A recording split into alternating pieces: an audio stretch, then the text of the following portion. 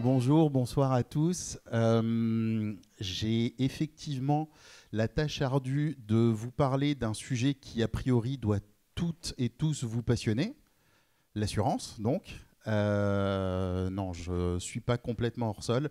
J'ai conscience du fait que le thème qui va nous animer ce soir, et aussi le 11 décembre et le 18 décembre, vous allez me revoir 3 fois, n'est pas forcément le sujet sur lequel, intuitivement, vous auriez envie qu'on se penche, puisqu'on va parler d'assurance professionnelle. Mais je vous rassure, en le reliant évidemment à votre futur métier d'expert comptable, parce que l'idée de ce cycle de 3 conférences, c'est pas que vous deveniez des experts en termes d'assurance, ça c'est plutôt notre partie, je vais vous en dire un petit peu plus, mais c'est peut-être de vous donner quelques éléments de réflexion, quelques astuces, quelques points d'alerte dans l'exercice de votre futur métier sur la manière dont vous pouvez accompagner vos clients dans le fait d'être correctement couverts. Parce que quand on parle d'assurance, c'est de ça qu'on parle précisément, c'est de couverture. C'est qu'en cas de problème, la société puisse continuer à exister, puisse continuer à faire du chiffre d'affaires, à être rentable, et in fine, avoir besoin d'un expert comptable, et donc de payer les prestations de celui-ci. Mais peut-être qu'avant de rentrer dans le vif du sujet, je peux vous en dire un petit peu plus sur moi. Donc je m'appelle Alex Koubi. Alex, c'est mon vrai prénom, c'est pas un diminutif. Je suis le cofondateur d'une société qui s'appelle Bureau 132, qui est une société qui a une approche assez innovante en matière d'assurance professionnelle, puisque notre métier, c'est d'être un service externalisé d'assurance pour TPE et PME. Dans les TPE et les PME, il y a une acculturation de plus en plus forte à l'externalisation, sujet d'administration, sujet de direction financière externalisée, sujet de direction commerciale externalisée.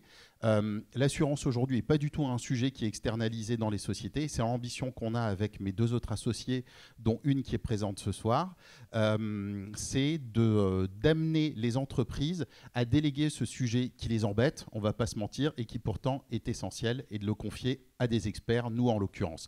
Mais je ne suis pas là pour vous faire la pub de Bureau 132 ce soir, je suis plutôt là pour vous expliquer quels sont les points de convergence entre votre métier d'expert comptable et notre métier d'expert en assurance.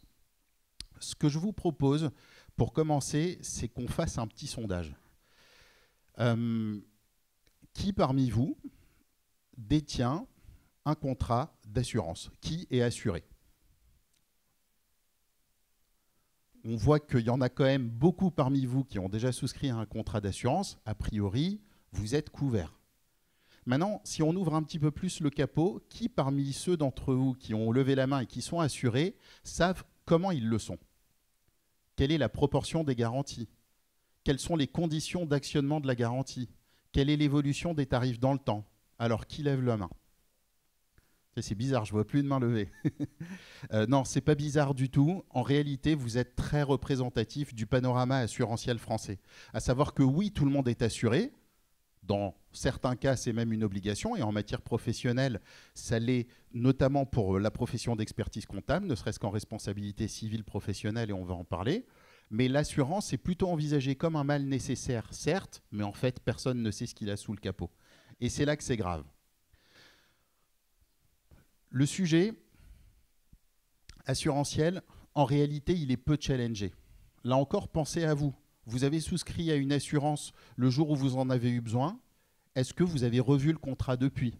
Est-ce que vous êtes sûr que les garanties sont toujours d'actualité? Une fois qu'on a mis en place, la nature humaine est ainsi faite qu'on pense que c'est bon, ça roule. J'ai souscrit, je paye une cotisation, donc le jour où il y aura un problème, mon assureur me réglera le montant du sinistre que j'ai supporté. Alors le mot sinistre, vous allez m'entendre souvent le dire, c'est un mot de jargon, je m'en excuse, mais il n'y a pas vraiment d'autre mot qui décrit mieux la situation. Un sinistre en matière d'assurance, c'est un problème. C'est un dégât des eaux, c'est un vol, c'est un incendie. Sachez que la naissance d'un enfant pour un assureur est aussi un sinistre, puisque un enfant qui naît, c'est des frais, un hôpital à régler, et donc pour l'assureur, on parle de sinistre aussi en cas de naissance. Donc le sujet est peu challengé. On souscrit, et ensuite, on ne revoit pas si les garanties sont toujours bonnes. On a une offre qui est hyper dense. Il y a beaucoup d'assureurs sur le marché, il y a beaucoup de compagnies, Et en plus, les contrats d'assurance, non seulement ils sont longs, ils font plusieurs dizaines de pages, ils sont écrits en toute petite police, avec des italiques, avec des références au bas de page. Là encore, je ne vais pas faire le sondage avec vous, mais j'imagine que si je vous demandais qui parmi vous a lu son contrat d'assurance de A à Z, je mets une petite piécette sur le fait qu'il n'y aura pas une main levée. S'il y en a un qui a envie de me contredire, ou une, bon, ok, merci, c'est sympa. Donc, le sujet est pas challengé, les offres sont pas lisibles, elles sont très denses, et enfin, tout ça, ça converge vers la nécessité d'avoir un accompagnement expert et objectif. Et là, on va rentrer plus spécifiquement dans le domaine professionnel qui est celui qui va nous intéresser. Même si on a fait un petit sondage à titre personnel, je suis là pour vous parler d'assurance professionnelle. L'accompagnement objectif, il est d'autant plus important que le panorama de l'assurance en France est trusté, si vous me permettez de le dire comme ça, par ce qu'on appelle des distributeurs, des agents généraux, des courtiers, des salariés de compagnie, qui ont évidemment des compétences, qui ont évidemment des aptitudes techniques certaines, beaucoup plus importantes que celles du client qu'ils ont en face, mais ce sont des distributeurs. Ça veut dire qu'ils sont rémunérés pour vendre des contrats d'assurance. Est-ce que ce phénomène de distribution vous garantit contre le fait, ou pour le fait plutôt, que les garanties pour la société sont les bonnes et qu'elles évoluent avec les besoins de la société? La réponse est non. Tout dépend du bon vouloir, de la proactivité, de l'implication de celui qui vend le contrat d'assurance. Et c'est d'autant plus vrai que vous le constatez probablement sur vos contrats, une cotisation d'assurance, ça augmente dans le temps. Vous avez déjà vu une cotisation d'assurance baisser? À part quand vous appelez pour dire là quand même, ça fait cher. Non, ça ne fait qu'augmenter. Et un distributeur d'assurance, il est payé à la commission, et la base de calcul de sa commission, c'est la cotisation que vous payez. Donc pourquoi il irait rechallenger le contrat pour vous si le fait de le laisser courir fait qu'il gagne mieux sa vie sans rien faire? Là encore, je ne suis pas en train de dire que tous les assureurs sont malhonnêtes, loin de là. Je dis simplement que le système tel qu'il est construit aujourd'hui n'incite pas forcément à une grande transparence et au fait que les garanties qui sont mises en place soient réellement celles dont la société a besoin. Et encore moins que les tarifs qu'elle paye soient en cohérence avec le marché. Le monde de l'assurance, c'est comme le monde de la téléphonie mobile. La fidélité ne paye pas. Retenez ça. Alors, je ne vous l'ai pas dit pour démarrer, je suis un peu passionné par le sujet, donc je suis allé rapidement dessus, mais on se gardera un temps de questions-réponses à la fin de la conférence. Ok, et l'expert comptable dans tout ça finalement? Parce que vous n'êtes pas des experts en assurance, et le programme de formation que vous suivez n'a pas vocation à faire de vous des experts en assurance, tout comme moi je ne suis absolument pas un expert en matière de comptabilité, chacun son métier. Et pourtant, nos deux métiers ont beaucoup de choses à se raconter. Vous, demain, en tant qu'expert comptable, vous allez avoir entre les mains de la donnée qui est fondamentale, essentielle, pour garantir une bonne couverture pour les entreprises que vous allez accompagner. Je vais vous donner un exemple tout bête, le chiffre d'affaires. Le chiffre d'affaires, on va le voir un petit peu plus loin, c'est une donnée essentielle pour pouvoir bien ciseler une garantie d'assurance. Les assureurs posent la question chaque année à leurs clients. Quel est le chiffre d'affaires de votre dernier exercice clos ? Et souvent, le client il répond un peu au doigt mouillé. Parfois, ça tombe pas trop loin de la réalité, parfois, ça tombe beaucoup plus loin. Et le jour où il y a un sinistre, un problème, c'est là qu'on va se rendre compte de est-ce que l'information dont l'assureur disposait était la bonne. Vous, expert comptable, vous possédez cette donnée de manière ultra précise. Si on crée des ponts, si on crée des convergences entre votre métier et notre métier, ça sera au service de sociétés correctement couvertes à l'instant T. Deuxièmement, vous pouvez être des lanceurs d'alerte, si vous me permettez de le dire comme ça. Dans le cadre de votre travail de suivi avec le client, que ce soit lors du bilan annuel ou à la première embauche d'un salarié ou à la prise de nouveaux locaux, peut-être qu'avec ce que je vais vous dire ce soir, ça va allumer 2-3 lumières le jour où un client va vous exposer cette situation en lui disant là, ça vaudrait peut-être le coup de revoir la manière dont la garantie assurantielle de votre entreprise est construite. Donc, vous possédez de la donnée. Vous avez la possibilité d'être des lanceurs d'alerte. Vous êtes par excellence le référent de l'entreprise.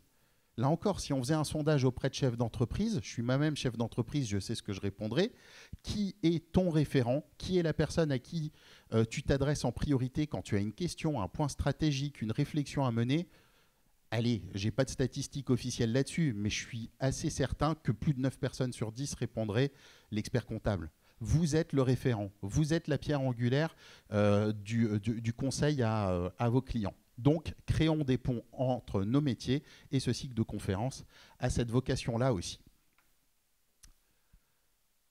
Par ailleurs, et j'en finirai par là, il y a un grand point commun entre le métier de l'assureur et le métier de l'expertise comptable sur l'aspect transformation du métier.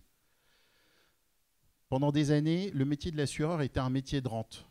On rachetait un portefeuille de clients, ce portefeuille générait des commissions, les clients partaient un peu, restaient, on gagnait de nouveaux clients et on gagnait bien sa vie. Aujourd'hui, les clients sont beaucoup plus volatiles, les assureurs ont besoin de se réinventer pour pouvoir fidéliser leur clientèle. Dans les années qui viennent, voire même dès maintenant, en matière d'expertise comptable, c'est le cas également. L'expert comptable qui gagne sa vie sur de la production comptable pure, il n'a pas beaucoup d'avenir dans le métier. C'est bien les missions de conseil à forte valeur ajoutée qui vont pouvoir lui permettre d'avoir un discours et une approche différenciante à l'égard de son client. Donc, dans ce cycle de 3 conférences, on va avoir 3 sujets. Logique. Le premier sujet, ça va être la protection de l'outil de travail, la protection de l'entreprise. C'est ce dont on va parler maintenant. Quand on se revoit le 11 décembre, je vais vous parler de la protection de la force de travail, c'est-à-dire des salariés, de la ressource humaine de la société, et voir comment la protection sociale en entreprise peut être aussi un levier managérial pour vos clients. Et enfin, la 3e conférence, elle va être construite sur des cas pratiques, sur des situations réelles auxquelles nous, on a été confrontés au sein de Bureau 132 et où on a envie de vous interroger sur la manière dont vous auriez pu ou vous pourriez vous positionner si un client se retrouvait dans les situations qu'on va vous exposer. Ça ne veut pas dire qu'il n'y a pas des exemples dans ce que je vais vous dire ce soir et dans 2 semaines, mais disons que la 3e conférence sera la synthèse de ce qu'on se dit ce soir et le 11 décembre. En matière de protection de l'outil de travail, je pourrais vous parler de plein de points. Je pourrais vous parler de plein de types de contrats, mais on n'a pas le temps et de toute façon, je vous perdrai. Donc, on va parler des risques historiques en entreprise et on va parler de l'émergence de nouveaux risques. Les risques historiques en entreprise, je suis chef d'entreprise, je lance mon activité ou je rachète une société, il y a 3 points qui vont revenir quasi systématiquement. Comment j'assure mes locaux, comment je me couvre en responsabilité civile professionnelle, comment j'assure les véhicules qui sont assurés par ma société. Voilà, je ne vais pas aller plus loin ce soir, je vais vous donner un tout petit vernis technique. On ne va pas rentrer spécifiquement dans le détail, on va l'illustrer avec certains exemples, mais je veux attirer votre attention sur le fait que quand on ouvre la boîte de Pandore en entreprise sur les assurances, en fait, le sujet est extrêmement vaste. Commençons par la multirisque professionnelle, c'est-à-dire l'assurance des locaux. Alors la multirisque professionnelle, là encore, c'est un petit peu du jargon d'assureur, c'est le contrat un peu fourre-tout en matière d'assurance. Comme son nom l'indique, elle couvre le professionnel, l'entreprise, pour plein de risques différents. En matière d'assurance, vous avez 2 grandes familles, l'assurance des biens, qu'on appelle aussi l'assurance dommage ou IARD. Je ne sais pas si vous avez déjà entendu cet acronyme, incendie, accident, risque divers. Et vous avez une 2e branche qui est la branche assurance de personnes, où on couvre la mutuelle, la prévoyance, l'épargne salariale, la retraite collective, pour reprendre des exemples d'assurance en entreprise. Ce soir, donc, on va parler du volet dommage. Et la multirisque professionnelle, elle sert justement à ça. Elle sert à faire de telle sorte que si l'entreprise subit un sinistre, incendie, vol, vandalisme, dégâts des eaux, bris de glace, elle soit couverte ou pas. Tout va dépendre de la manière dont le contrat est construit. C'est la base. Dans cette base de contrat, sur la multirisque professionnelle, on a mis en exergue 3 volets. Le premier volet, c'est un petit peu comme un verre d'eau. Dans le verre d'eau, vous avez le contenant, c'est le verre, et vous avez l'eau qui est à l'intérieur, c'est le contenu. Et ben, en matière d'assurance de locaux, c'est exactement la même chose. Il faut assurer d'un côté le contenant, les murs, le contenu, ce qui vient garnir l'entreprise, les bureaux, le matériel informatique, les machines, les chaises, et un troisième élément auquel on ne pense pas forcément et qui pourtant est extrêmement important, la perte d'exploitation. Alors qu'est-ce que ça veut dire ça? Imaginons que je suis à la tête d'une entreprise et que pendant le week-end, les locaux brûlent.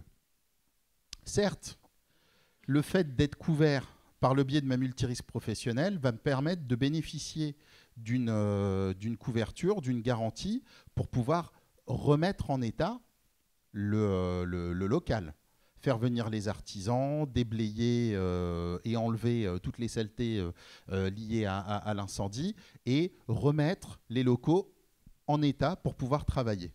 Oui, c'est le premier volet.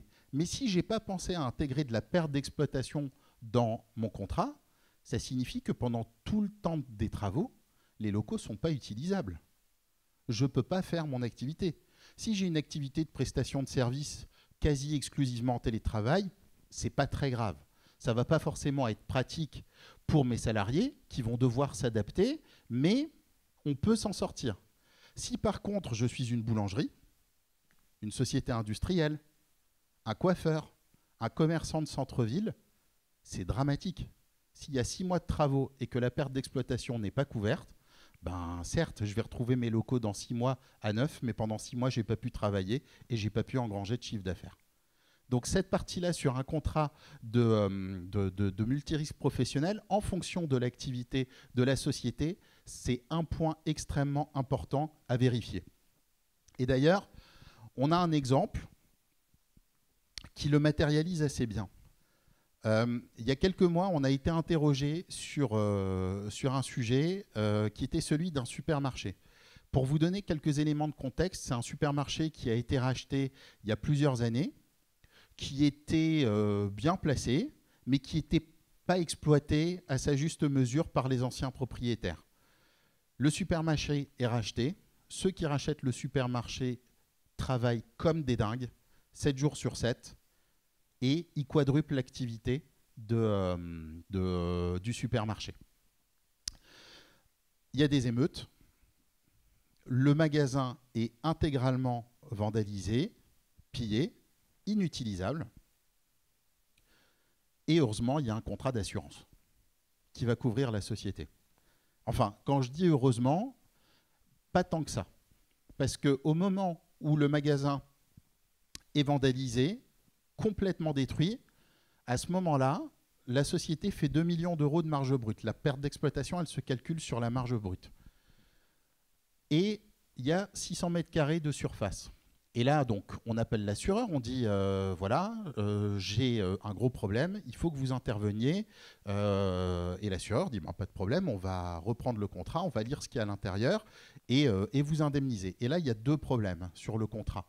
Le premier, c'est que la surface qui est assurée, sur ce qui est écrit sur le contrat, ce n'est pas 600 mètres carrés, c'est 500. Premier problème, pas le plus gros. Parce que le plus gros problème, c'est que la marge brute qui est indiquée au contrat, elle n'est pas de 2 millions d'euros, elle est de 500 000 euros. 4 fois moins. Et là, l'assureur, il a un réflexe qui est compréhensible et très simple. À savoir de dire que votre magasin fasse 600 mètres carrés et pas 500, et que vous fassiez 2 millions d'euros de marge brute et plus 500 000, ce n'est pas mon problème. Moi, je vous assure pour un local de 500 mètres carrés, pour 500 000 euros de marge, et si les informations n'ont pas été mises à jour au contrat, tant pis. Vous payez une cotisation qui équivaut à 500 mètres carrés et 500 000 euros. Ce n'est pas l'existant qui compte, ce n'est pas le réel qui compte. Ce qui compte, c'est qu'est-ce qui est écrit dans le contrat. Et là, qu'est-ce qui s'est passé en fait? C'est qu'au moment du rachat du supermarché, On a audité, alors quand je dis on, c'est pas nous, hein, évidemment, mais les acheteurs ont audité le point de vente. On voit comment on peut optimiser, comment on peut acheter mieux, comment on peut peut-être mettre la RH sur d'autres sujets, ouvrir un petit peu plus. Bref, on audite l'activité commerciale, mais qui regarde comment le contrat d'assurance est monté? Franchement, je peux vous dire la réponse, personne ne regarde ça. Et donc, le contrat, il a continué à courir pendant des années, sans qu'il soit remis à jour, parce que le courtier qui avait fait la proposition à l'époque n'est jamais retourné voir les nouveaux propriétaires. Eux ne l'ont pas contacté, le courtier ne les a pas contactés, et bien le contrat continue à courir comme ça, comme s'il n'y avait eu aucune évolution de l'activité. Donc, on a ce cas de figure où on a nos 500 mètres carrés, nos 500 000 euros de chiffre d'affaires qui sont assurés. L'assureur rembourse sur cette base-là en appliquant ce qu'on appelle une règle proportionnelle de prime, c'est-à-dire schématiquement qu'il va prendre le montant assuré. On va le faire sur le chiffre d'affaires, ça va être plus simple parce que là, il y a une double règle proportionnelle de prime entre les mètres carrés et la perte d'exploitation. Donc, sur la perte d'exploitation, il a dit, vous étiez assuré pour 500 000 pendant un an, bah, je vous verse 500 000 pendant un an. Résultat des courses, c'est évidemment largement insuffisant pour le supermarché qui n'a jamais pu rouvrir. Ça, c'est un point qui est très important, c'est qu'un contrat mal conçu, mal monté, enfin, c'est même pas qu'il est mal conçu ou mal monté, c'est qu'il était à jour au jour de sa souscription et qu'ensuite on l'a laissé dériver dans le temps. La conséquence d'un contrat qui est mal suivi dans le temps ou mal rédigé dès le départ, c'est potentiellement le dépôt de bilan. C'est dommage pour une activité qu'on a mis quelques années à construire en y mettant toute son âme et toute son énergie. Deuxième sujet, la responsabilité civile professionnelle. Ça, c'est un terme, à mon avis, qui vous est déjà plus familier que celui de multirisque professionnel. Ne serait-ce que parce que vous, demain, en tant qu'expert comptable, vous serez obligé de souscrire à une responsabilité civile professionnelle. Qu'est-ce que c'est la responsabilité civile professionnelle? C'est un contrat qu'on souscrit en tant qu'entreprise pour qu'un assureur se substitue à nous si on commet une erreur dans l'exercice de notre métier. Je fais une faute, je cause un dommage. Si j'ai souscrit à une assurance responsabilité civile professionnelle et que j'y ai bien souscrit, vous l'aurez compris maintenant, c'est l'assureur qui va payer le dommage à celui à qui je l'ai causé. Il y a certaines professions pour qui c'est obligatoire, dont les experts comptables et toutes les professions libérales réglementées. Il y en a quelques autres aussi, les agents immobiliers pour ne citer qu'eux. Mais en réalité, la responsabilité civile professionnelle, pour l'écrasante majorité des types de business, ça n'est pas une garantie obligatoire. Alors, j'espère que je vais réussir à vous convaincre ici de l'importance pour toute société, quelle qu'elle soit, de souscrire à un contrat de ce type-là. Premièrement, pour la garantie responsabilité civile professionnelle à proprement parler. Et je vais rentrer un tout petit peu plus dans le détail. Deuxièmement, sur le volet responsabilité civile d'exploitation que je vais vous détailler tout de suite aussi. Et troisièmement, et on fera un focus là-dessus en particulier, sur la responsabilité civile décennale qui en l'occurrence ne concerne que les artisans du bâtiment, mais qui est une garantie plus qu'essentielle. On va voir pourquoi. Mais avant de faire ce focus sur la responsabilité décennale, quelle différence entre RC Pro et RC d'exploitation?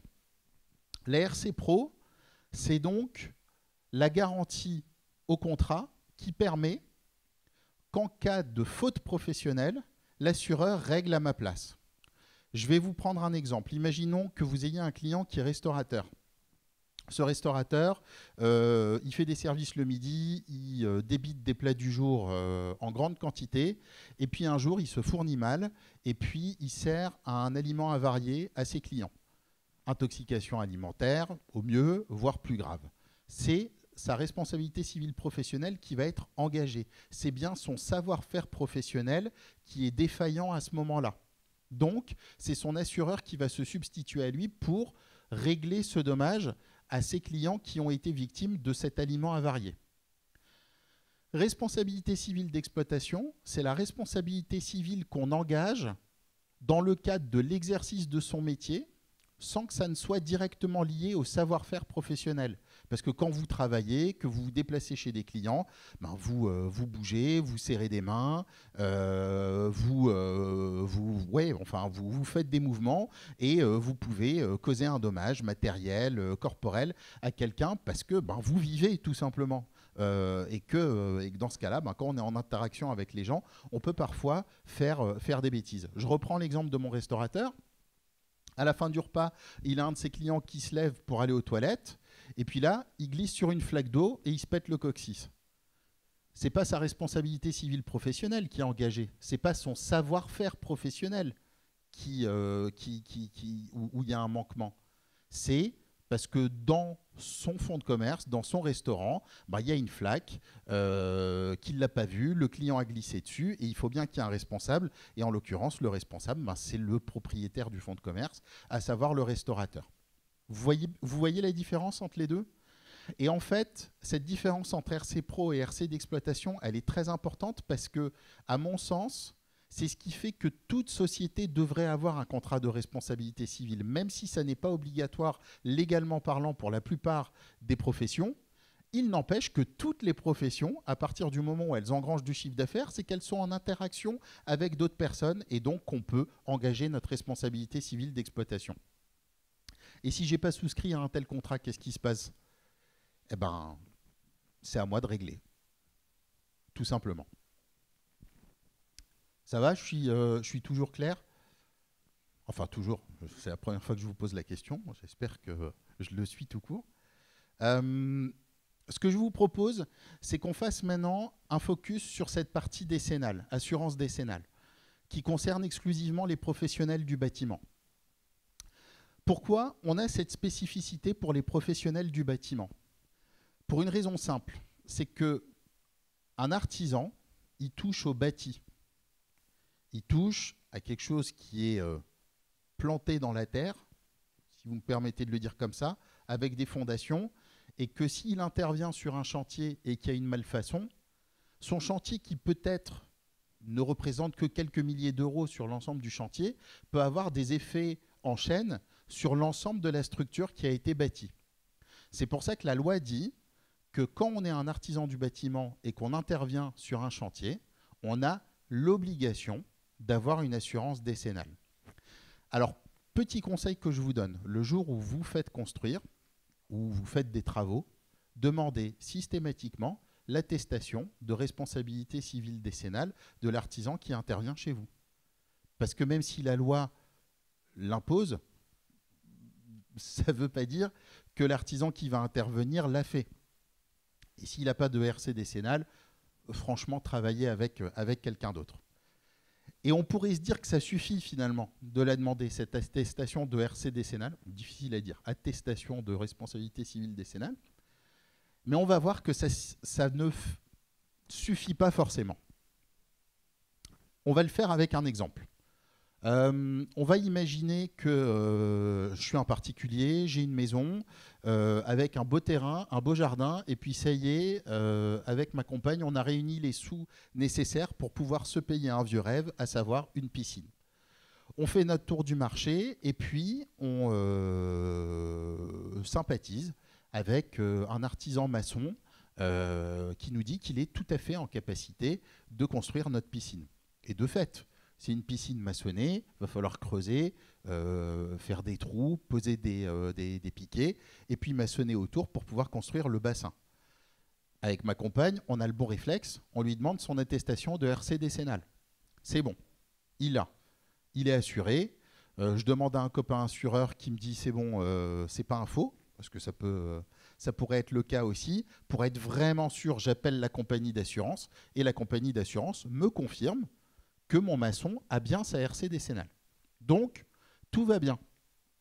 On lance les travaux. Et puis, il y a une fuite dans le bassin. Donc, je rappelle l'assurance. Et là, l'assurance me dit, ben non, en fait, on ne va pas rembourser. Mais pourquoi vous ne remboursez pas ? Parce que la piscine, c'est une activité spécifique. Maçonner un mur ou maçonner une piscine, ce n'est pas la même chose. Quand vous maçonnez un mur, il n'y a pas une pression d'eau continue sur ce mur qui va faire de telle sorte que la maçonnerie doit être faite de manière particulière pour pouvoir supporter cette pression-là. Je dis, mais oui, mais vous m'avez dit qu'il était assuré. Oui, pour construire des murs. pas pour construire des piscines. Vous ne m'aviez pas dit que c'était pour une piscine. Donc on se retrouve dans une situation où tout le monde est de bonne foi hein, dans l'histoire. L'artisan maçon, pour lui, il a une décennale. Moi, je me suis fait confirmer qu'il avait une décennale, sauf qu'il n'a pas décrit toutes les activités qu'il pouvait réaliser sur un chantier en termes de maçonnerie. Et quel est le coût de ce dommage, du coup? Est-ce que c'est le coût de la maçonnerie? Parce que là, lui, son chantier m'a coûté 5 000 €. Ensuite, j'ai fait appel à un électricien pour pouvoir poser la pompe de la piscine. La piscine, en tout, elle a coûté 25 000 €. Donc, quel est le montant du dommage? Est-ce que c'est les 5 000 € de maçonnerie ou est-ce que c'est les 25 000 € globaux de la piscine? Je vous laisse imaginer le bazar, pour le dire poliment, que ça peut créer. Parce que, je vous le redis, en l'absence de RC décennal, en l'absence de garantie, c'est l'artisan qui va régler. Et s'il n'a pas la trésorerie pour régler, voilà. Donc, être toujours vigilant, et là quand je refais le parallèle avec le métier de l'expertise comptable, votre client en l'occurrence c'est le maçon. C'est pas le particulier chez qui il est intervenu. C'est peut-être simplement, sans aller jeter un œil dans le contrat, c'est pas votre métier, c'est pas à vous de le faire, mais c'est simplement l'alerter, lui dire ok, sur le contrat de RC décennal, est-ce qu'il y a toutes les activités qui sont bien mentionnées, tout simplement. Et pourquoi pas, en fonction des gens avec qui vous avez décidé de vous entourer, de faire mettre le nez dans le contrat par quelqu'un qui est un véritable expert du domaine. Troisième risque, le risque lié à la flotte de véhicules. Alors, en entreprise, quand on utilise des véhicules, on a une spécificité, c'est que plutôt que d'avoir un véhicule qui est assuré au nom du salarié qui le conduit ou du chef d'entreprise, on peut créer ce qu'on appelle une flotte de véhicules. Cette flotte de véhicules, ça signifie qu'on a un contrat et au sein de ce contrat-là, on va pouvoir y mettre 5, 10, 20, 100, 500 véhicules. Ce qui déjà en termes de gestion est quand même beaucoup plus intéressant parce que plutôt que d'avoir 500 contrats, si j'ai une énorme flotte automobile, j'en ai un seul à gérer. Ça rend quand même les choses un chouïa plus simples. Et ça va avoir un autre effet, pas inintéressant pour le chef d'entreprise, c'est d'agir sur le coût global de la garantie. Et si on agit sur le coût global de la garantie, et là ça va vous parler, eh ben on agit sur le compte d'exploitation. Quand on économise des sous sur son contrat d'assurance vie, ça veut dire qu'on dégage de la trésorerie, soit pour réinvestir, soit pour embaucher, soit pour se verser des dividendes. Mais en tout cas, je pense qu'aucun chef d'entreprise ne vous en voudra d'avoir une action à son égard qui lui permette de garder plus de sous pour lui ou son entreprise que pour son assureur. Donc, un contrat flotte automobile, là encore, je pourrais vous en parler pendant des heures. Mais on n'a pas ce temps-là, donc je vais vous évoquer les points d'attention particuliers que vous pouvez retrouver dans les informations que vous avez concernant la boîte. La première, c'est s'assurer que le véhicule est assuré pour sa valeur, avec un distinguo important entre est-ce que le véhicule appartient à la société, qu'il soit acheté à crédit ou au comptant, ou est-ce que le véhicule appartient à un leaser, à un loueur. Désolé pour le lapsus. Et donc, si le véhicule appartient à un loueur, ça signifie que le jour où le contrat de location arrive à son terme, il faut restituer le véhicule. Imaginez que le véhicule est brûlé entre-temps. Voilà, j'arrive au bout de mes 4 ans de leasing. Il faut rendre le véhicule. Et là, je dis au loueur, bah, en fait, le véhicule a brûlé. OK, c'est votre problème. Moi, il faut que vous me restituiez, si ce n'est le véhicule, au moins sa valeur. Et la valeur, elle est indiquée au contrat de location qui a été signé à la base. Donc, c'est soit restituer le véhicule, soit restituer la valeur contractuelle qui avait été définie. Et donc ça correspond à un élément très spécifique sur un contrat d'assurance vie qu'on appelle la perte financière. Dans la plupart des contrats de location, c'est plutôt bien fait, c'est compris dans le contrat de location, mais on voit encore de temps en temps des contrats où ce n'est pas le cas. Et ben dans ce cas-là, il faut faire attention à ce que ça soit intégré sur le contrat d'assurance de la flotte. Et vous, dans un cabinet, vous le savez, si le contrat est acheté au comptant, à crédit, ou s'il est en location. Donc, c'est un premier point d'attention.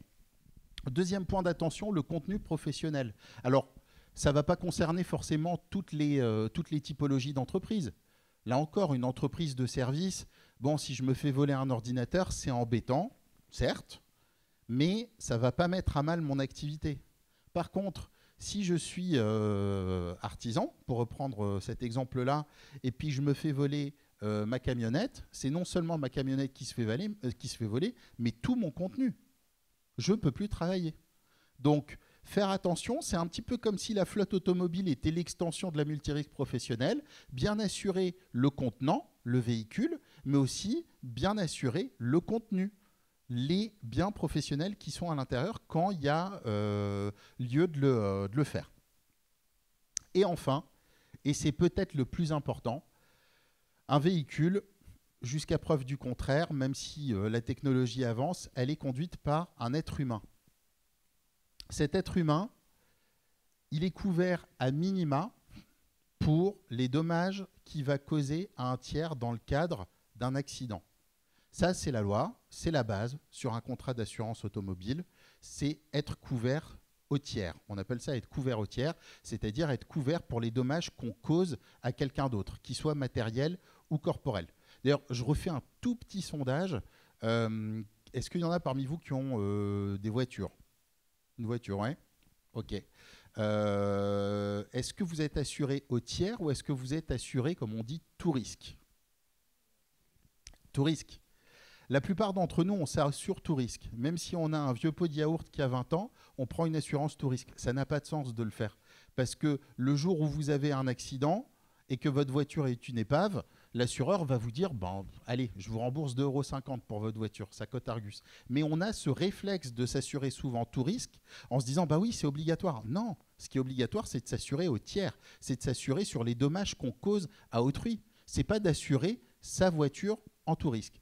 Je ne dis pas qu'il ne faut pas s'assurer tout risque, ne me faites pas dire ce que je n'ai pas dit. Ce que je dis, c'est que quand la valeur vénale d'un véhicule commence à être basse, ça ne sert à rien de surpayer une cotisation d'assurance pour une garantie que vous ne toucherez pas le jour où il y a potentiellement un souci. Voilà.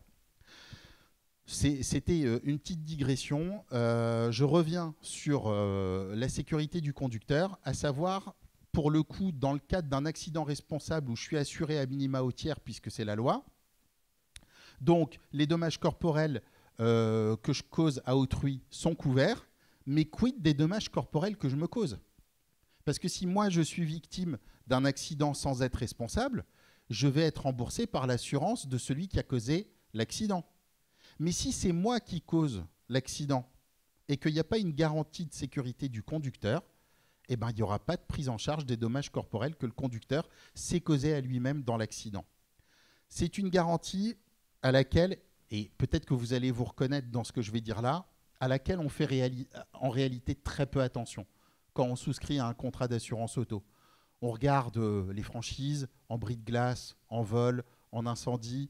On regarde le montant de garantie qui va nous être remboursé si jamais on a un dommage, un sinistre. Et bizarrement, on ne regarde pas si nous, on est couvert. Pourtant, je pense qu'on sera d'accord, entre la voiture et le conducteur, le plus important, c'est peut-être quand même le conducteur. Donc, un point d'attention important sur un contrat de flotte automobile, la sécurité du conducteur, la garantie du conducteur en cas d'accident responsable. Pour l'exemple ici, on a voulu faire un exemple, là encore sur un sujet qui n'est pas forcément intuitif. Un véhicule, à partir du moment où il roule, vous pouvez l'intégrer dans un contrat de flotte automobile. Et là, vous voyez un chariot élévateur. A priori, ce n'est pas un moyen de transport hyper pratique pour pouvoir se rendre d'un point A à un point B. Et pourtant, ça peut valoir le coup d'intégrer un tel outil dans un contrat de flotte automobile. Pourquoi ? Si jamais vous avez un dommage dans votre hangar et que le bien est dégradé, c'est bien la multirisque professionnelle qui va venir couvrir les dégâts au chariot. Par contre, imaginez que vous ayez un salarié qui manipule ce chariot élévateur, et puis il le manipule mal. À ce moment-là, il y a un collègue, il y a un client, il y a un fournisseur qui est dans le hangar, et puis il lui fonce dessus, dommage corporel important. Ce n'est pas la multirisque professionnelle qui va couvrir. La multirisque professionnelle, elle est là pour couvrir le bien. Elle n'est pas là pour couvrir le dommage corporel.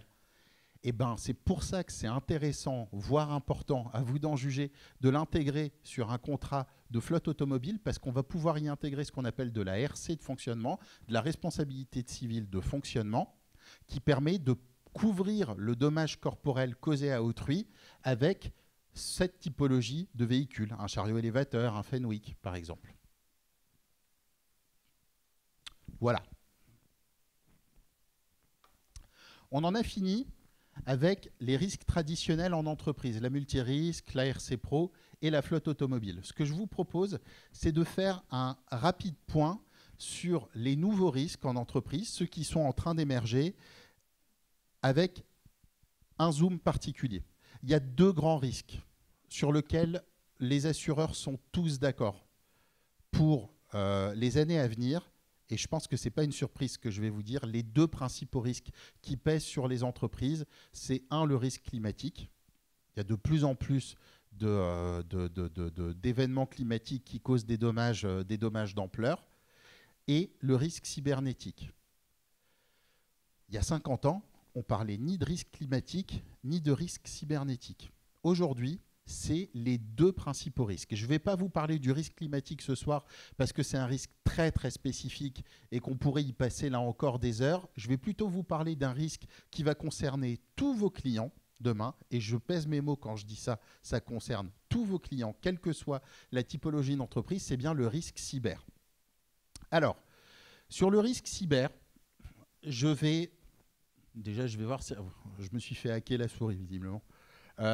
Sur le risque cyber, je vais être très bref pour attirer votre attention sur les 3 garanties importantes à regarder dans un contrat qui couvre le risque cybernétique et les risques associés. Vous avez 2 principaux risques qui pèsent sur les entreprises, 2 principaux facteurs qui entraînent un hack en entreprise. Le premier, c'est le fait de trouver une faille pour un hacker, de trouver une faille dans le système d'information de l'entreprise et de venir s'y insérer et du coup geler les données de l'entreprise, les outils, les systèmes d'information, les serveurs. Ça représente 20 à 30% des hacks sur le marché, si je peux le dire comme ça, sur le marché du hacking. Le principal facteur de hack, c'est l'erreur humaine en entreprise. 70 à 80% des hacks ont pour origine une erreur, une légèreté, un manque de vigilance d'un salarié ou d'un chef d'entreprise. 70 à 80%. Ça veut dire une chose fondamentale. La première manière de se couvrir contre le risque cybernétique, c'est déjà de s'éduquer soi-même. C'est de faire attention, c'est d'être vigilant, c'est de vérifier les adresses Internet qui nous écrivent. C'est de vérifier la barre d'adresse quand je suis sur Internet. Je vais vous donner un exemple très concret qu'on a eu chez Bureau 132 il y a quelques semaines. On est hébergé chez un grand hébergeur français et on reçoit la facture de renouvellement. Ça colle. La facture de renouvellement annuel. Ça colle avec la saisonnalité du contrat qu'on a avec l'hébergeur. Je m'apprête à régler et là, je me rends compte que la TVA ne correspond pas à 20% du prix hors taxe. J'étais sur le point de payer. Et là, je lève les yeux, je regarde la barre d'adresse sur laquelle je suis pour payer et ce n'est pas du tout une barre d'adresse qui correspond à celle de l'hébergeur. Franchement, le timing collé, la charte graphique était exactement la même. Ce qui m'a mis la puce à l'oreille, et je ne sais pas pourquoi j'ai vérifié, parce qu'en toute honnêteté, je ne vérifie pas systématiquement. Je me suis dit, tiens, c'est bizarre, le prix TTC, ce n'est pas le prix hors taxe multiplié par 1,2. Donc, il y a un problème. Et de fait, c'était pas notre hébergeur qui avait envoyé la facture. Donc ça concerne tout le monde, petite entreprise, grande entreprise. Il y a des exemples très médiatiques de sociétés qui se sont fait hacker ces derniers mois et ces dernières années. Ça concerne tout le monde. La question n'est pas est-ce qu'on va se faire hacker, la question c'est quand est-ce qu'on va se faire hacker et quelle garantie on aura en face. Eh bien, les garanties, les trois auxquelles il faut faire attention. La première, c'est la réponse à incident. C'est-à-dire qu'est-ce que votre assureur prévoit pour pouvoir rétablir les outils informatiques. C'est en quelque sorte la garantie perte d'exploitation du contrat cybernétique. Parce que si je n'ai pas accès à mes systèmes d'information, je ne peux pas continuer à travailler. Vous vous souvenez ce que je vous disais tout à l'heure, une société de service où tout le monde est en télétravail, elle n'a pas forcément besoin d'une grosse perte d'exploitation sur ses locaux. Par contre, en termes de risque cyber, elle a plutôt intérêt à avoir quelque chose d'un peu costaud. Le deuxième volet, c'est le volet dommage, l'indemnisation des conséquences financières. Il faut reformater les serveurs, il faut relancer les outils, on doit faire appel à des prestataires qui vont travailler pendant X jours avec un taux journalier de X euros. Voilà le montant de garantie qui est fixé au contrat, je dirais que ça c'est la base. Et enfin, c'est un sujet qui émerge. Pour l'instant, on le voit encore peu, mais vous penserez à moi dans quelques années, j'ai la vanité de le penser, c'est le volet responsabilité civile. En cas de perte de données, en cas de fuite de données que vous détenez, pour vous, futurs experts comptables, et là encore dans tous les métiers, bizarrement, aujourd'hui, il n'y a pas un gros contentieux lié au fait que les clients dont les données ont fuité attaquent celui qui les hébergeait ou qui les détenait. Il n'y en a pas encore. Mais de l'autre côté de l'Atlantique, ils ont souvent quelques années d'avance sur nous. Et là-bas, par contre, c'est un contentieux qui a fait plus qu'émerger ces dernières années. Donc, ça va finir par arriver. Il va y avoir du contentieux en disant « Oui, vous êtes fait hacker. Oui, vous avez perdu des données ou vous les avez laissées fuiter, des données parfois sensibles. Je vous attaque en responsabilité civile parce que vous avez été léger. » Quand en plus on sait que 70 à 80% des hacks sont liés à une erreur humaine, faire la convergence entre l'engagement de la responsabilité de l'entreprise et le fait qu'un de ses préposés a commis une erreur, ça semble assez évident. Donc aujourd'hui, ce n'est pas encore un sujet. Très peu, ça va le devenir. Voilà ce que je voulais vous dire sur la partie risque cyber. Illustrons-le avec un exemple, puisqu'on arrive bientôt en période de Noël. On va imaginer qu'une entreprise de e-commerce, pas forcément Amazon ou un géant du marché, une entreprise de e-commerce réalise plusieurs milliers de transactions par jour. Et puis, ces systèmes d'information sont lésés. Et là, le pirate informatique dit à la société, voilà, vous ne pouvez pas travailler, il faut régler une rançon de 500 000 € pour pouvoir récupérer la main sur vos systèmes d'information. Non, oui, non. Et puis en attendant, les jours passent. Et c'est dommage parce que ça arrive au moment des fêtes, en période de Noël, et que pour ce site de e-commerce, certes, le site ne va rester bloqué que 10 jours, mais ça correspond à un pourcentage significatif de son chiffre d'affaires. Et c'est là que vous voyez qu'avoir un contrat qui permette d'avoir une réponse à incident qui est ultra rapide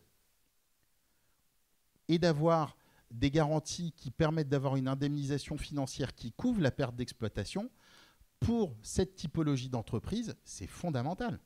C'est fondamental. Donc là, ce que je veux vous dire simplement, c'est qu'il n'y a pas de vérité absolue en matière d'assurance. On ne va pas calquer un contrat sur la société A comme on le ferait sur la société B.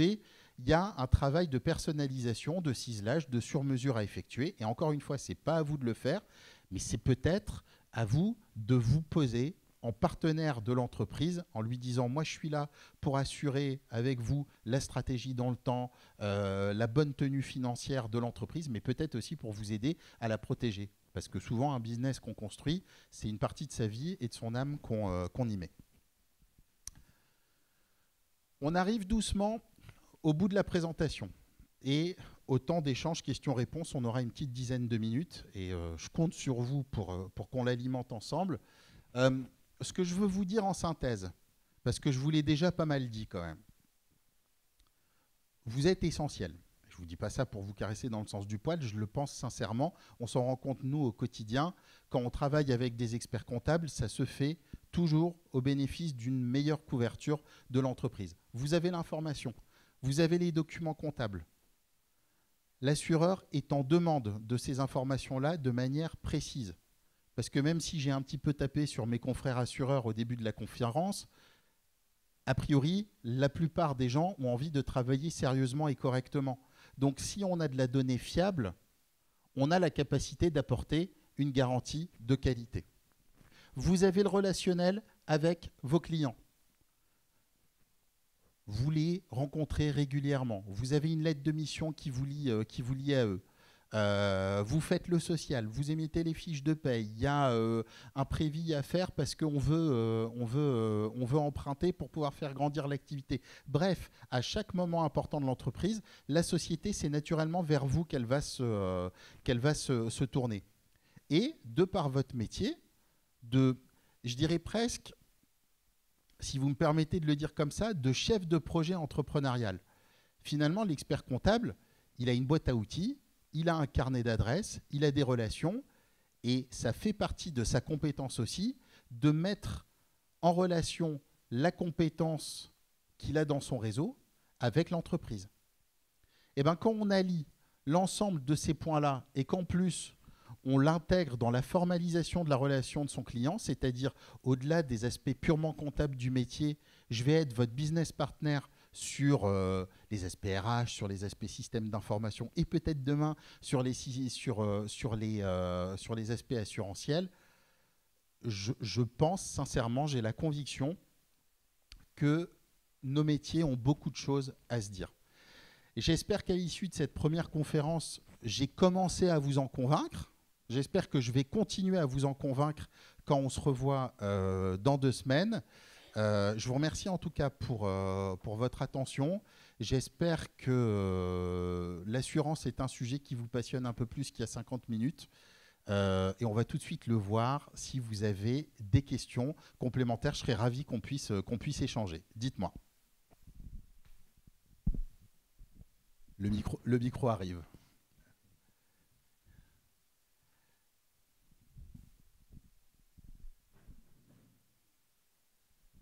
Alors, pas de chute parce que ça risque d'engager la RC de quelqu'un. Vous avez parlé de la valeur contractuelle en cas de leasing et que le client devait rembourser éventuellement le leaser. Et vous avez dit que la valeur contractuelle, est-ce que c'est la valeur de levée d'option ou c'est de la valeur vénale? Mais vu que ce n'est pas connu d'avance. Ouais, c'est la valeur de levée d'option. Ok. Vous avez évoqué dans l'entrepôt l'accident corporel en lien avec un chariot élévateur. Quid de la partie responsabilité d'exploitation? Alors, c'est une très bonne question. L'assurance est une science molle. C'est quelque chose que je dis, que je dis souvent. Effectivement, il pourrait y avoir une interprétation liée au fait que ça soit la RC d'exploitation qui couvre le sujet. Encore faut-il que dans le contrat de responsabilité civile professionnelle, on ait intégré dans l'activité de l'entreprise le fait qu'on ait tel type de véhicule qui soit utilisé. C'est pour ça que on préconise, c'est un parti pris, hein, mais on préconise de l'intégrer sur la flotte automobile parce que là, au moins, on est sûr et certain qu'en intégrant cette RC de fonctionnement dans le contrat de flotte automobile, il n'y aura pas de débat. Le problème en cas d'accident corporel, c'est au-delà des aspects pécuniaires de l'accident, c'est les aspects psychiques, moraux, émotionnels. Et quand on a quelqu'un qui est lésé physiquement et qu'on se retrouve dans un débat assurantiel entre est-ce que c'est la MRP du client, est-ce que c'est la RC Pro qui va prendre en charge, et puis c'est pas la même compagnie, et puis il y a des clauses de subrogation, je ne vais pas m'étendre là-dessus, mais en gros une clause de subrogation, c'est s'il y en a un qui paye, l'autre qui devait payer 500 000, il dit ouais mais tu as déjà payé 300 000, donc je ne règle que 200 000. Au moins le fait d'intégrer cette clause de RC de fonctionnement sur la flotte automobile, ça clôt le débat. C'est celle-là qu'on va actionner en priorité. Et comme c'est souvent un point mort dans la construction assurantielle globale, nous, c'est notre préconisation, mais je suis très humble par rapport à ça. Vous pourriez avoir un professionnel de l'assurance qui vous dit « c'est un doublon d'assurance ». Ce n'est pas aussi clair que ça. Il y a des éléments dans les contrats qui sont clairement des doublons. On est d'accord. Sur celui-ci, on est sur un sujet qui est à la marge. Et une RC d'exploitation, allez, j'ouvre un petit peu le capot, une RC de fonctionnement sur un chariot élévateur, par exemple, en termes de coût, c'est ultra marginal. Donc le rapport bénéfice-risque nous paraît vraiment important à mettre en exergue. Oui, le risque éventuellement, c'est qu'il y ait les deux assurances se renvoient la balle en disant c'est pas moi, c'est l'autre, c'est pas l'autre, c'est moi. Et il est plus là le risque, effectivement. On est d'accord. Sauf que je reviens sur le fait qu'au moment de l'accident corporel, si on peut éviter les batailles juridiques entre assureurs qui vont durer des semaines ou des mois, voire se terminer devant un tribunal, c'est mieux. Oui, d'où le fait parfois d'éviter d'avoir des doublons, comme vous l'avez évoqué. Vous avez tout à fait raison. Et c'est vrai que pour les experts comptables, il y a un vrai sujet de la mais bon, c'est peut-être pas le sujet ce soir, mais de la assurance. C'est-à-dire qu'on on le voit, nous, pour nos enfants ou autres, on prend une assurance pour l'école et puis on s'aperçoit en fait que l'assurance, elle est déjà prise en charge par le contrat de la maison. Enfin, il y a une forme comme ça d'opacité qui fait qu'on ne sait plus. Et par précaution, on peut avoir tendance, le chef d'entreprise peut avoir tendance effectivement à signer de contrats d'assurance et à la fin un peu se perdre dans ces Je suis parfaitement d'accord avec vous. C'est aussi pour ça que une de nos préconisations, c'est d'avoir un interlocuteur, si ce n'est unique, en tout cas un interlocuteur leader sur les sujets d'assurance. Celui qui aura une vision à peu près globale du sujet assurantiel de l'entreprise. Mais oui, là, on peut éviter les doublons, il faut le faire. Je fais un parallèle avec les assurances personnelles. Il y a des sujets qu'on a en doublon, ne serait-ce que par nos assurances cartes bancaires. Et on ne peut rien y faire. C'est comme ça. On ne peut pas dire à Mastercard, c'est pas la peine parce que j'ai déjà une Visa qui me couvre. C'est packagé. Et ben, en assurance professionnelle, à part pour du très gros risque, vous avez souvent ce phénomène de packaging qu'on peut retrouver. Il y a des aspects sur lesquels on peut agir, et on le fait. Il y a des aspects sur lesquels on préfère créer dans la zone grise du doublon, type la RC de fonctionnement sur un chariot élévateur, parce que n'oublions pas qu'au-delà des aspects tarifaires, l'enjeu derrière, c'est qu'il y ait une garantie qui couvre, et un assureur qui paye le jour où il y a un problème. Vous avez évoqué la première responsabilité, qui est la responsabilité professionnelle. Oui. Et vous l'évoquiez à travers la mise à jour des activités de l'entreprise. Je me posais la question si, d'une certaine manière, lorsqu'on prend le contrat d'assurance, dans les statuts, nous avons l'ensemble des activités de l'entreprise. Est-ce que, d'une certaine manière, l'assurance, et là c'est pour les experts comptables, l'assurance ne se doit pas d'assurer l'ensemble des activités telles que c'est indiqué dans les statuts? Comment se réalise justement cet élément-là, petit 1? Et petit 2, ça veut dire que pour un client d'un cabinet d'expertise comptable qui serait amené à faire évoluer son activité, comme vous l'avez évoqué, je suis maçon mais maintenant je fais des piscines, comment ça se passe? Quel rôle va jouer l'expert comptable dans les évolutions? Bien sûr sur le plan des statuts, c'est-à-dire on doit faire évoluer dans les statuts l'activité, mais également sur ce plan assurance. Ouais. Alors, il y a deux sous-questions dans votre question, effectivement, et du coup, assez naturellement, j'ai deux sous-réponses à vous apporter. La première, sur l'évolution statutaire qui serait apportée dans les statuts de l'entreprise, les deux ne concordent pas forcément. Je reprends l'exemple de mon maçon. Alors, s'il n'est pas en entreprise individuelle, mais en société où il y aura rédaction de statut, dans l'objet social, on écrit maçonnerie. On ne va pas dire maçonnerie de mur, maçonnerie de piscine, il n'y a pas besoin de le faire. On aurait même intérêt à ne pas le faire pour qu'on ait un objet social le plus large possible qui évite de devoir faire des mises à jour de statut à tire-larigot. Donc, les deux ne concordent pas forcément. Dans la famille, je reprends cet exemple-là, dans la famille générale de la maçonnerie, il n'y aurait pas d'intérêt à détailler le type de maçonnerie, alors que assurantiellement parlant, ça sera important de le faire. Ça, c'est le premier élément de réponse. Le deuxième élément de réponse sur l'expert comptable, c'est, je reviens sur ce que je vous disais, sur l'aspect lanceur d'alerte. Vous n'êtes pas omniscient. Vos clients ne vous disent pas forcément « tiens, je vais démarrer telle activité, qu'est-ce que vous en pensez ?» Mais par contre, statistiquement, il a des interactions avec vous qui sont beaucoup plus denses et beaucoup plus régulières qu'avec son assureur. Donc, l'objectif en fait qu'on a ce soir sur cette première conférence, c'est d'essayer de vous donner quelques réflexes. Et si jamais vous avez un client maçon qui vous dit « tiens, là j'ai trouvé un super filon business, c'est de faire des piscines », eh ben, peut-être que ça vaut le coup d'en parler à votre assureur. Est-ce que vous l'avez fait? Et la plupart du temps, il ne l'aura pas fait.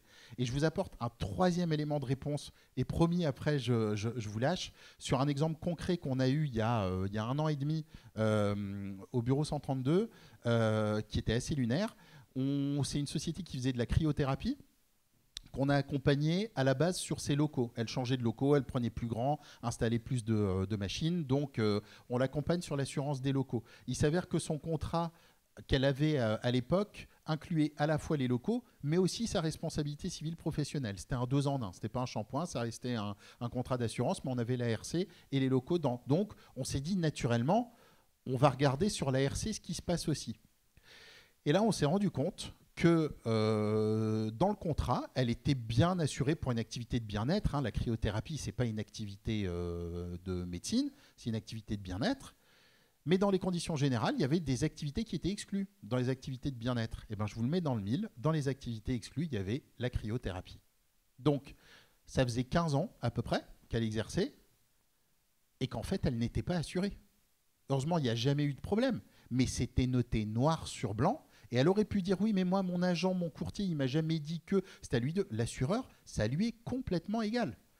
Elle aurait du coup engagé la responsabilité civile professionnelle de son courtier. Voilà. Merci beaucoup. Bonne soirée et à dans 2 semaines.